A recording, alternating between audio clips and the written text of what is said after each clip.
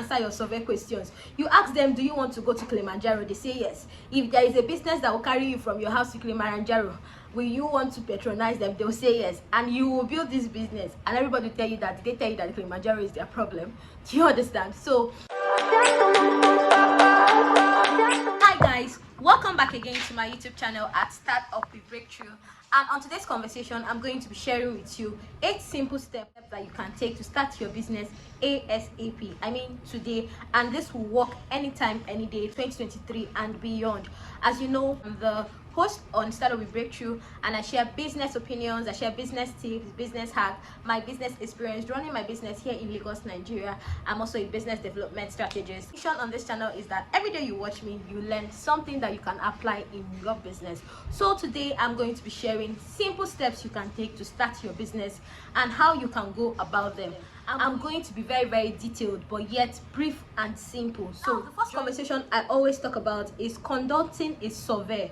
You want to understand the type of business you want to start. More than understanding the type of business you want to start, you want to understand if, number 1, it's profitable, number 2, the kind of industry, number 3, your competitors, what is existing already, and so that you can be able to find ways to differentiate. And more importantly, you want to know if there are customers that love what you want to do and would want this product. You want to know if you're actually solving people's problem. Now typically they will ask you to do a survey, ask friends and family, ask mentors, ask industry experts. But one of the things I always advise is that you try out your MVP. Start out with the smallest unit of your business or the smallest unit of what you want to do and try a test run. Give people to try out. Go around and ask questions using that product, because guess what? People are going to answer your survey questions. You ask them, do you want to go to Kilimanjaro? They say yes. If there is a business that will carry you from your house to Kilimanjaro, will you want to patronize them? They'll say yes, and you will build this business, and everybody will tell you that they tell you that Kilimanjaro is their problem. Do you understand? Sometimes surveys are great, but it doesn't really show that people would want this product once it comes out to the market. So I would advise that you do your MVP. After you do your industry research, find out what the gaps are. Also find out why that particular solution you're trying to create has not been launched. So sometimes what you want to create is not ready for the market, or the market does not need it, or it's not the right time for you to launch that product, or there are other alternatives that people will prefer, or the problem you're even trying to solve is not a real problem. Let me give you an instance. Now there's this story I heard one time about a company that went to a village to help the women in the village.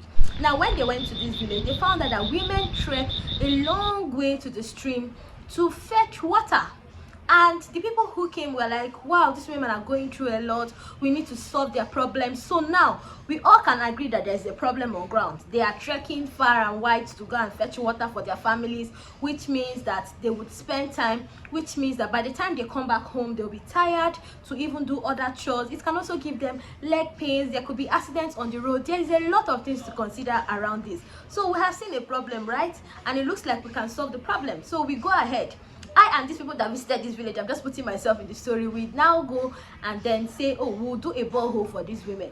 Now we have done the borehole for the women. And wow. We put this borehole at the central part of the village, closest place to the homes of these women. And we find out that they're not coming to fetch water from there.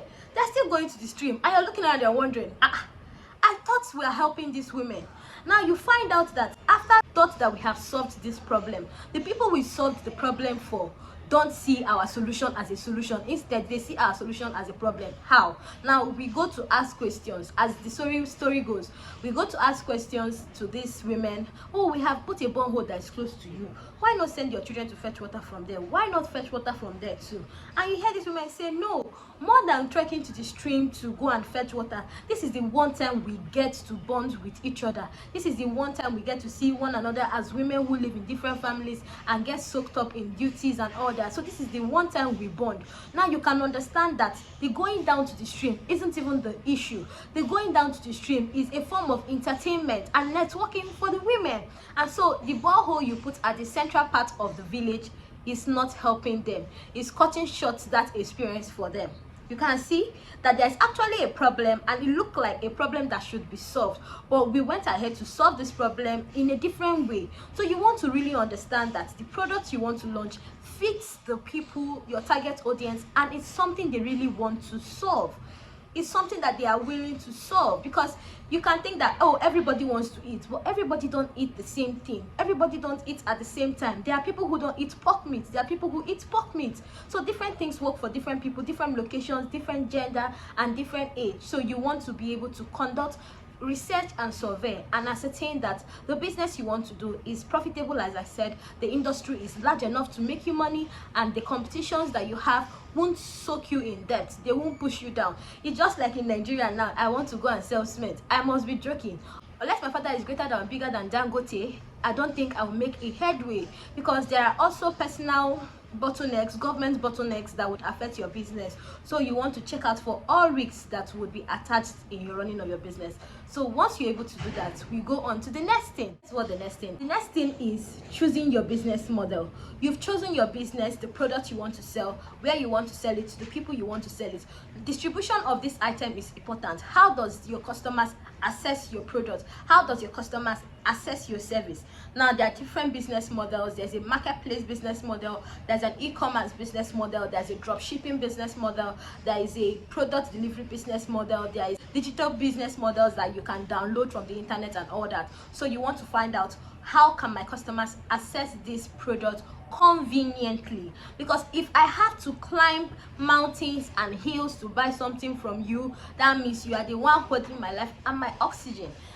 If I find other convenient ways to access another product or your competitor's product, I will always dump your product. So let it be seamless, let it be convenient, let it be something that your target audience would jump on without thinking twice.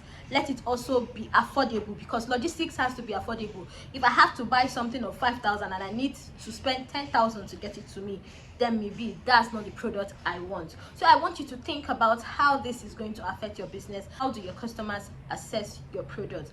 Next thing I would advise you to do is to now go and register the business. Now we understand that the business would work. Now we know how to deliver our products to the customers. The next thing we want to do is to register the business at CAC. And when you register at the Corporate Affairs Commission, which is CAC here in Nigeria, you have the opportunity to register as a business name, as a limited liability company, an NGO, social enterprise, anything that works for you. But at this point, I will also advise that you speak to your lawyer so that they're able to tell you what works for your business, because some business can just work as business names, and some business would never fly without them being limited liability companies, and some businesses are meant to be NGOs. So you want to understand what are the governmental requirements in your surrounding, in your location, in your community that you need to make registrations for. You can go further to do your tax registration. You use this document and move on to the next thing I'll be talking about: opening a business account. Now on my YouTube, I have a video talking about things you should check out, or factors you should check out when you want to open your business account.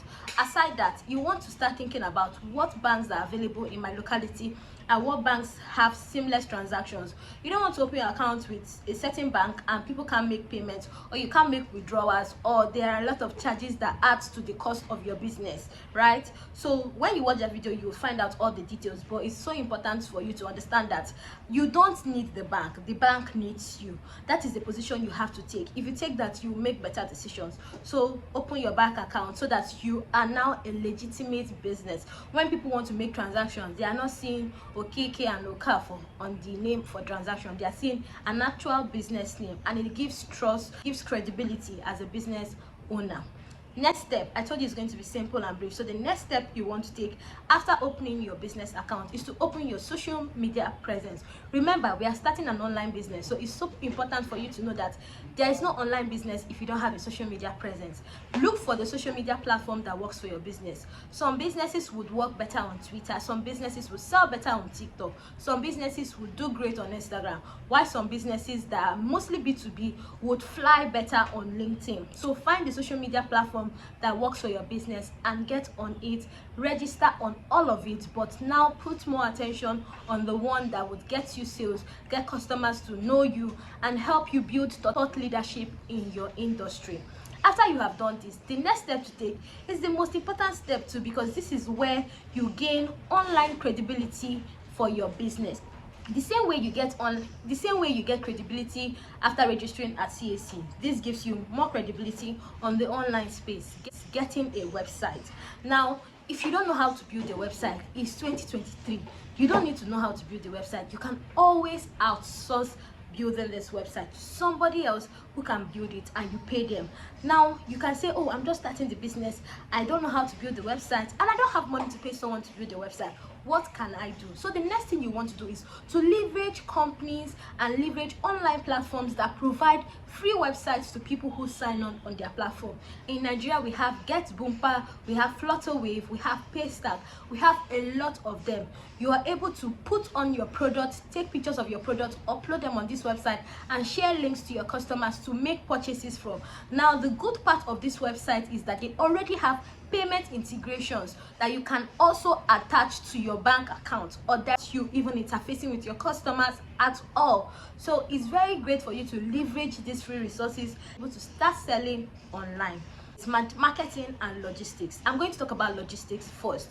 Now, if you're a service business, logistics will not be your problem, because you will just have people buy your things online, buy your products online, download them, access your courses online, access your coaching programs online. Simple and short, using the free website. But now, if you're a product business, once people make purchase on those websites, they want to get their product handy. This is when you start looking out for a logistic partner, a logistic company that is flexible and you can trust, they are reliable, that you can trust to deliver your items to your customers. You start checking your logistics cost and how much it will take to fulfill the orders that people order from you, because when they make these orders, there's a conversation around packaging the items, there's a conversation around dispatch picking it up or you dropping it up at the logistic company, and there's a conversation around duration of deliveries. So you want to understand the dynamics around that so that you can know how better to communicate with your customers. You tell them when they can receive their order based on when they have paid for their order. Once you're able to do this, you move on to the next thing, which is marketing. I always put marketing in place, because if you just open your Instagram page, open whatever page you want to open, and you're not consistently marketing your product, telling people what your business offers and the value your business brings to their life, then nobody will buy from you. If you don't know how to go about your marketing, you can literally start by just taking clear pictures and videos of what you have to sell and putting them online, and just sharing resources, details of your product, benefits of your product. If you go online, you will see a lot of templates that you can learn from. You can see what other people are doing and just find out a way to do it well, representing your business. Now, the last but not the least thing you should do start your online business here in Nigeria in 2023 is business analytics. People start business and they just keep running it without checking what is working and what's not working. Remember, you're in business to make money. You're not in business to show off. You're not in business to do charity. You're in business to make solid cash. So it makes a lot of sense for you to analyze the numbers of your business. How much is your revenue?